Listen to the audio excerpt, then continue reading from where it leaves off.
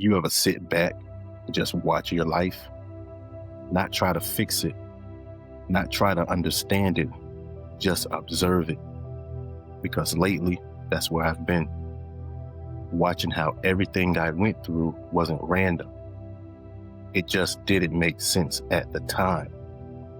See, people hear me talk about energy, divine feminine, healing, and awareness, but what they don't see is I didn't come into this whole. I came into this broken in places I didn't even know existed. See, I was adopted.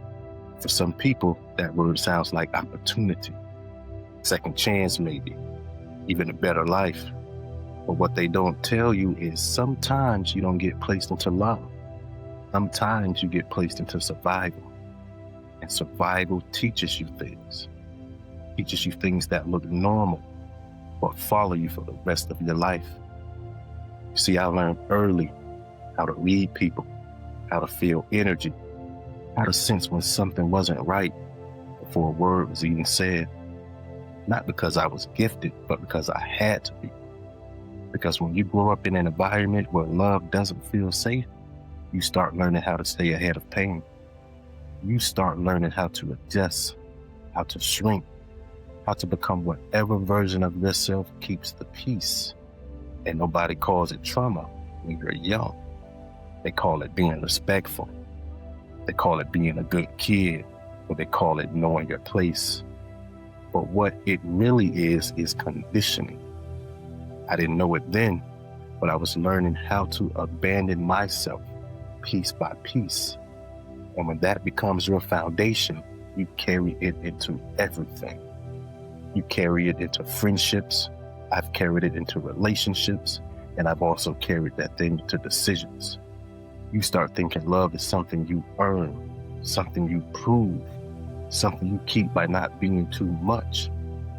You see, so I became easy to deal with, easy to be around, easy to overlook. I made sure everybody else was good, even when I wasn't. And you know what the crazy part is? I didn't even realize I was doing it. That's how deep it was.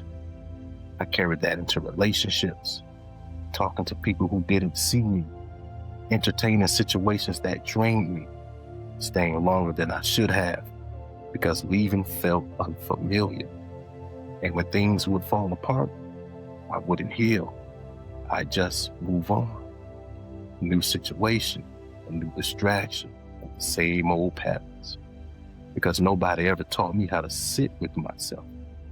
Nobody ever taught me that healing isn't something you skip. So what did I do? Like most people, I buried it. Not some of it, all of it.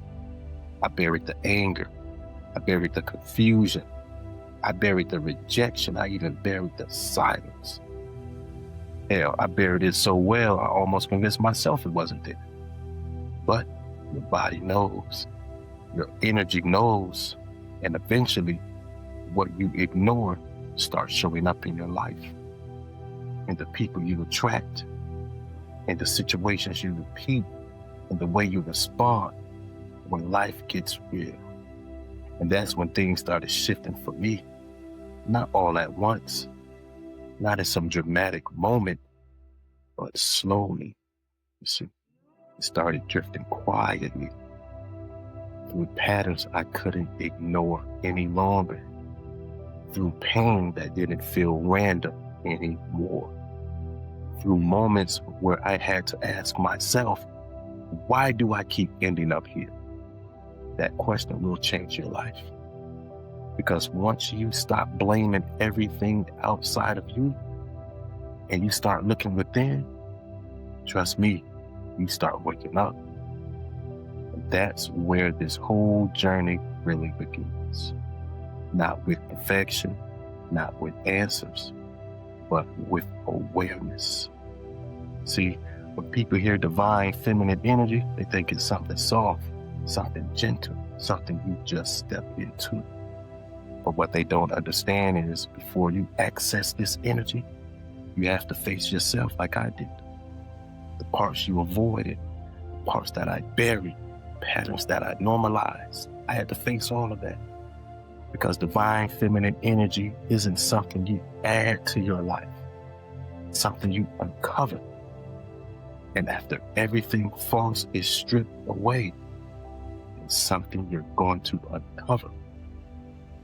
But I didn't know that at the time. All I knew was something in me was tired.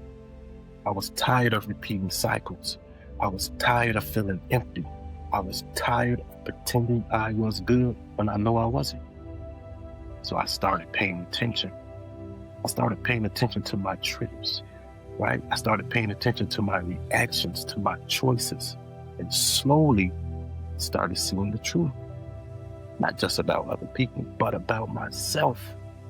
And that's where it gets uncomfortable, because it's going to be easy to point fingers. However, it's harder to realize you played a role in your own suffering. Not because you deserved it, but because you didn't know any better. Right? And once I knew better, I can't unsee it. That's when the real work started. And that's what this channel is about. Not perfection, not preaching, but truth. Hell, my truth. The things I went through. Things I'm still working through. The patterns I had to break. The mindset I had to rebuild. You see, from adoption to abuse, people pleasing, toxic relationships, avoiding healing. We're going to talk about all of it, not from a place of teaching, but from a place of living it. Because I'm still in the process. I'm still learning, still unlearning, still becoming. See, and if you ever felt like you've been living life on autopilot, repeating cycles you don't fully understand, feelings that you can't always explain, then you're probably in that same space as me, where something in you is starting to wake up. And if that's the case, trust me, you're not alone. This is just the beginning. Because everything I went through, everything I avoided, everything I tried to bury, led me right here.